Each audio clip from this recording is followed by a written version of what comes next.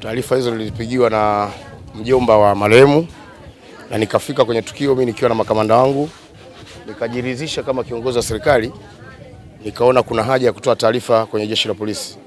Ndipo nilifanya hivyo, nikatoa taarifa na muda sio mrefu jeshi la polisi wakafika, tukajiridhisha wote na tukajua kweli kuna nasaba za mauaji.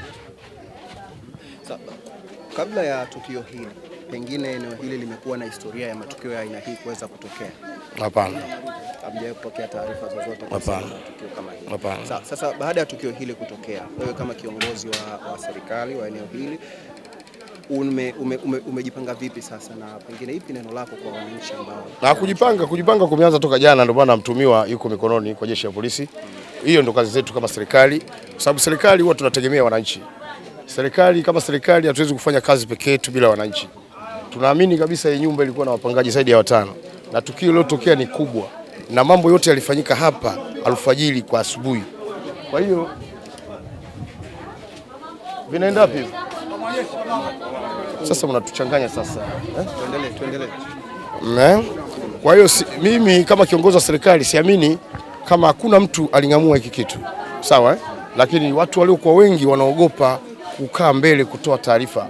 Taarifa bora atoe kiongozi wa serikali. Kwa hiyo hii ni tatizo nalo. Tatizo. Mwenyekiti, pengine umekuwa mwenyekiti wa mtaa huu.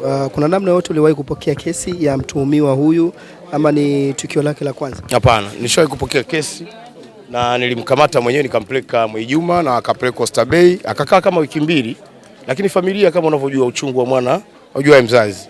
Wakaenda polisi kwa ajili ya kumtolea dhamana, lakini alikuwa amewatishia vitisho vikubwa. Alikuwa amemuonesha kisu babake mzazi, babake akakimbia akaja kwangu na mimi nikaja hapa na migambo wangu nikamkamata na kweli tulimkuta na hivyo visu. Lakini baada ya kumpeleka polisi, msimamizi wa kesi ni mshtaki. Kama mshtaki hataki kesi, nini serikali inafanya? Tunaacha. Kwa hiyo ndio maana wakampatia dhamana akarudi mtaani tena. Nini ambacho kilielezwa hasa kupelekea ugomvi wao kuonyeshana visu na hadi kupelekwa polisi? Huyu mtoto toka atoke South Africa alikuwa amerudi akiwa amebadilika.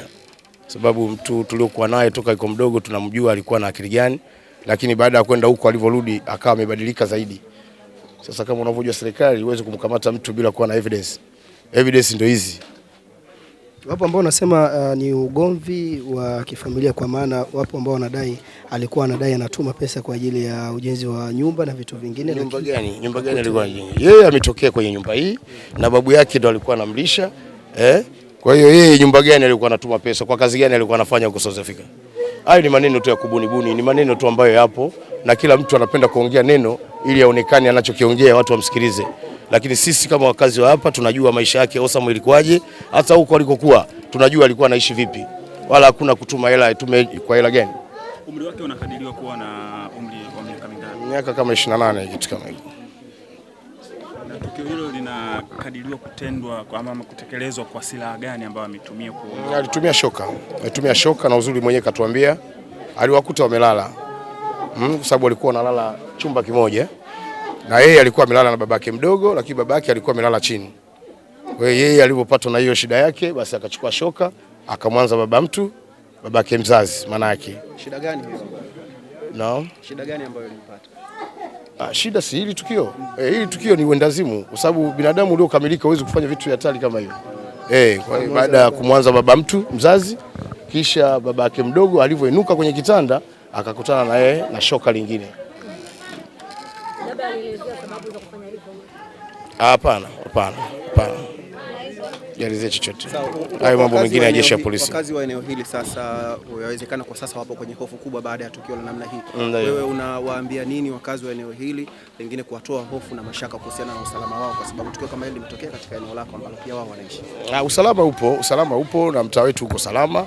Hayo mengine ya ndani ya familia tunayaacha jeshi la polisi wayafanyie kazi, kwa sababu ukisema taharuki hii wafanya wananchi wote wawe na taharuki si kweli. Kwa sababu yanayofanywa na binadamu yanajulikana. Pengine umejaribu kuzungumza sasa na wapangaji ambao wao ni moja kati ya watu ambao pengine wangeweza kuwa mashuhuda wa tukio hili? Toka jana tunacheza nao, lakini kama unavyojua kama jeshi la polisi hawezi kumlazimisha wewe, lazima uwe shahidi. Tunataka mtu awe na moyo wa kusema kile anachokijua, kwa sababu asije kusema anataka kufanya ushahidi kumbe analiongea neno ambalo yeye halijui. Kwa hiyo hilo ni swala la jeshi la polisi na wamefika na wameshafanya kazi yao. Sawa, tunashukuru. Na okay.